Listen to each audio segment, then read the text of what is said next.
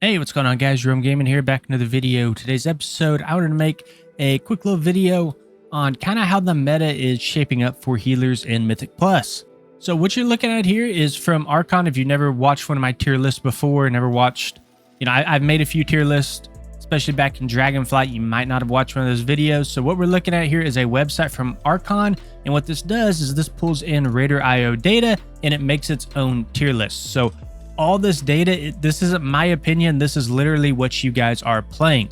So I like to do a couple of these videos each season just to kind of come in here and kind of share with you guys how the meta is shaping up. So just really quick, let's take a look at what filters we're using. So we're sorting by role here, the healer role, obviously. We have content, Mythic Plus versus Raid. And then this is where things kind of change a little, is on levels, you have two options. So we have high keys versus 10 to 11. So high keys is going to be the top 5% of keys. And then 10 to 11 is just going to be keys specifically in that range. There are less total parses in the 10 to 11 key range than in the high key range. We have 1400 parses. So looking at the high keys tab is going to be taking a look at the lower end of the upper end of the spectrum, if that kind of makes sense. And then 10 to 11 is just going to be the highest keys that have been completed so far. And I just quickly looked at Raider.io, and there actually have been some 12 keys that have been completed. So you can kind of see Restoration Shaman, the highest key completed, has been a 12 so far. So this filter probably is not completely up to date. I'm sure this will change to like 11 to 12 here in a few days. But for now, let's just start with high keys. So high keys is very interesting to me because Preservation Evoker is actually on both filters. Preservation Evoker is at the bottom of C tier in both of these lists. And this is really surprising to me because Preservation Evoker is one of the healer specs that everybody really hyped up at the start of the season, and we could see it is not performing as well as some of these other healers. Now, when you do come into Raider.io, you will see some Preservation Evoker at the top of the leaderboards, but I think Archon does a great job at sort of taking that average score between all the healers and kind of putting it into a number, an aggregate that we can kind of look at. And you can kind of see when you take that aggregate number, Preservation Evoker actually falls to the bottom of the tier list. Now, does this mean that Preservation Evoker is bad? No, not necessarily. I think that when played optimally, it's probably one of the strongest healers. And that's proven, right? When we go into Raider.io, you can see it's time to 12 already. It's up there with Restoration Shaman. So what's going on here? Why is this so low? So what I think it is Preservation Evoker, the skill ceiling is so high and you have to play them in such an optimal way to get those insane numbers, to get that insane healing throughput. I think that a lot of healers just don't jive with the specialization very well. Coming out of Season 4 in Dragonflight, I think that this was one of the least played healers. Let's check. Yeah, so this was a 6% played healer. So even after all of this hype, it's only at 13%. So even with some of the biggest YouTubers, some of the best players in the game really hyping up Preservation Evoker, we only saw a 7% increase in its play. Even though at the top end, at the highest possible end of gameplay, Preservation Evoker is probably the strongest healer, maybe behind Restoration Shaman, but definitely top 2. But the number isn't as high as Resto Shaman because it's so much more difficult to play, especially if you're not like a world-class player. So that's kind of my take on it. It's very interesting to see a healer spec like this because it is strong. It is very strong because it's proven right here. It's in the top 4 keys.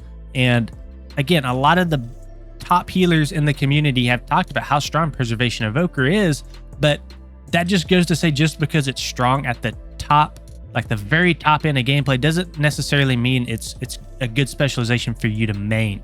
And you can really tell that because it's at the bottom of the C tier, and a lot of the players who aren't like world class are bringing the IO score of it down because it is more difficult to play.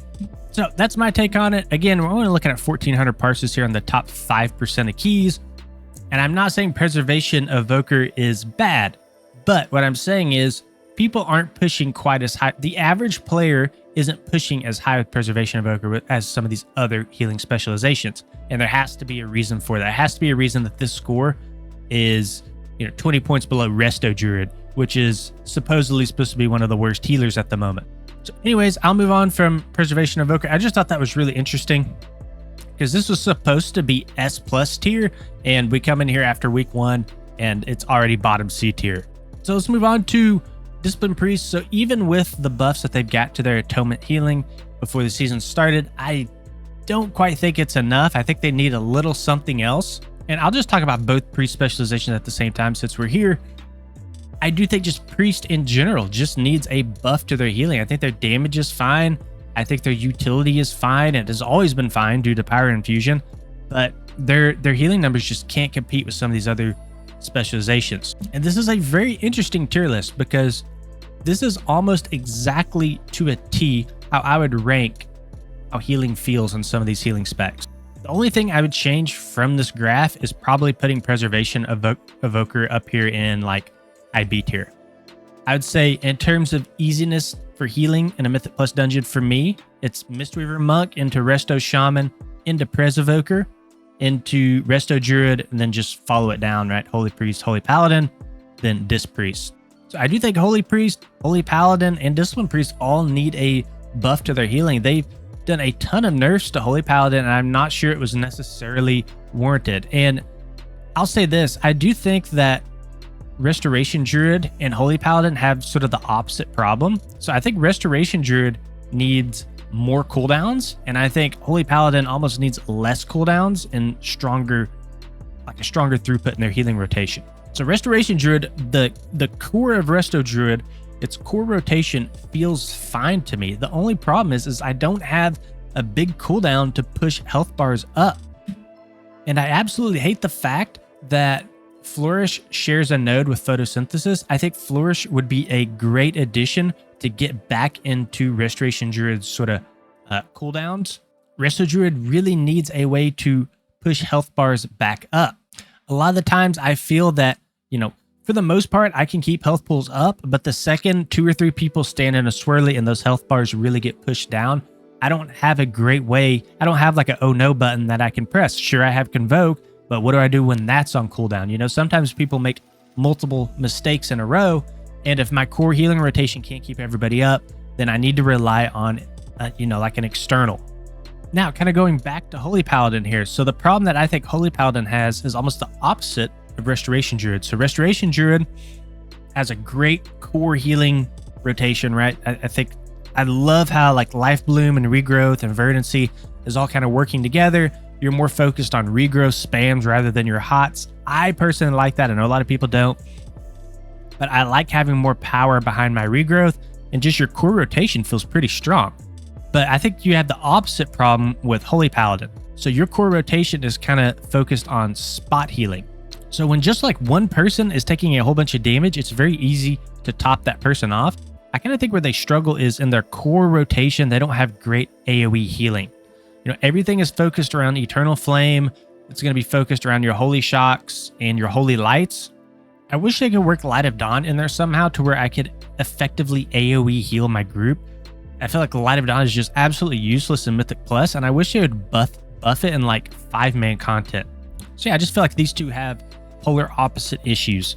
Great cooldowns, not the best core rotation. Then Resto Druid has a great core rotation, but not the best cooldowns. In terms of Priest, I think they just need to beef up the numbers a little bit. I'm not saying that Priest is bad or anything. I mean, they have pretty good HPS. You can kind of see your Disc Priest, you know, it's competing with Mistweaver Monk. Now, kind of getting into Priest here, something that is kind of interesting is Disc Priest versus Holy Priest. So Disc Priest has the second highest HPS, and they have the highest DPS. So why is Disc Priest so low? It almost doesn't make sense. And then you go into Holy Priest, and you know, you kind of see their HPS is on the lower end. So I think Disc Priest HPS, from what I've been playing, has felt okay. I think the problem that Disc Priest has is it's kind of hard to single out a single person. So when one person takes huge single target damage, it's kind of hard to top them up. Your flash heal is kind of weak.